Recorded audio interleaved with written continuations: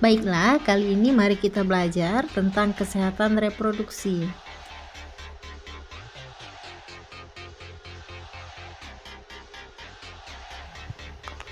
Yang pertama yaitu pengertian kesehatan reproduksi.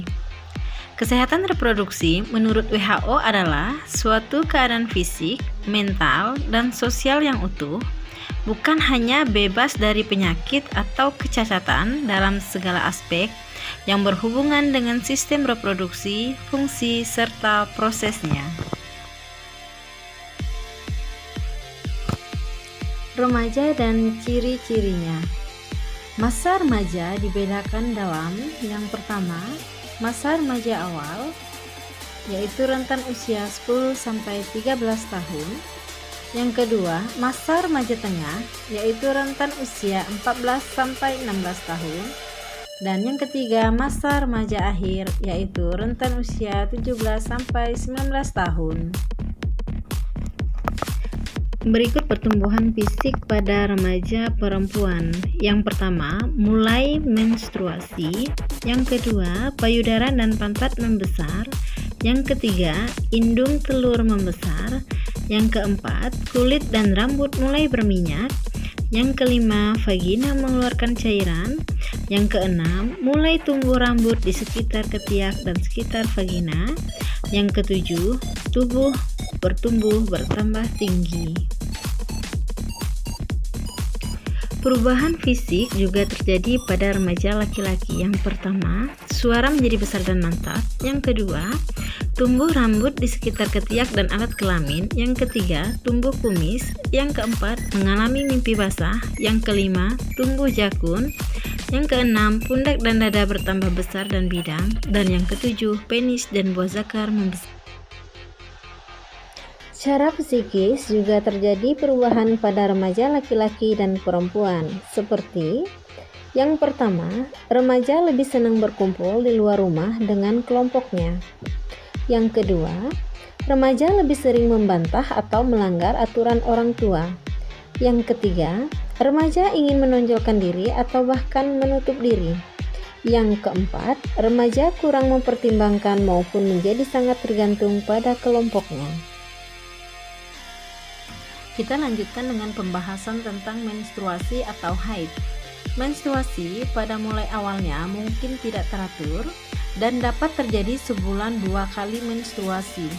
Kemudian beberapa bulan tidak menstruasi lagi.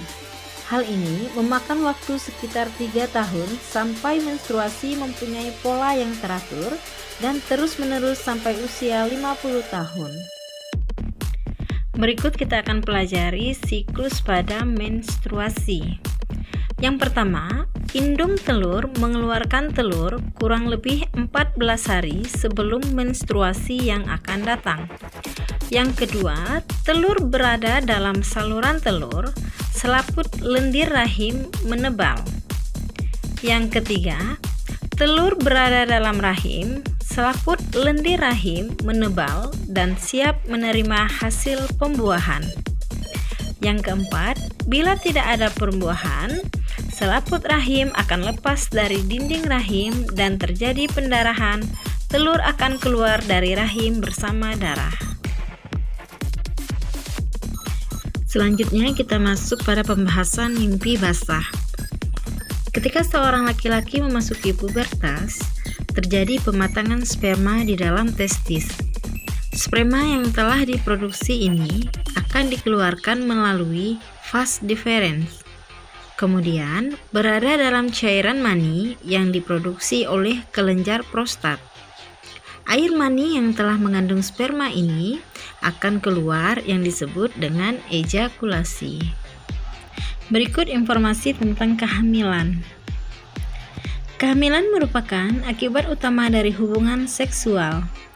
Kehamilan terjadi bila dalam hubungan seksual terjadi pertemuan antara sel telur atau ovum dengan sel sperma. Berikut ilustrasi proses kehamilan. Yang pertama, sel telur yang keluar dari indung telur pada saat ovulasi akan masuk ke dalam sel telur. Yang kedua, sperma yang tumpah di dalam saluran vagina waktu senggama akan bergerak masuk ke dalam rahim dan selanjutnya ke saluran telur. Yang ketiga, di saluran telur ini sperma akan bertemu dengan sel telur dan langsung membuahi, maka terjadi kehamilan. Berikut tanda-tanda kehamilan. Yang pertama, sering merasa mual, muntah, dan pusing pada saat bangun tidur.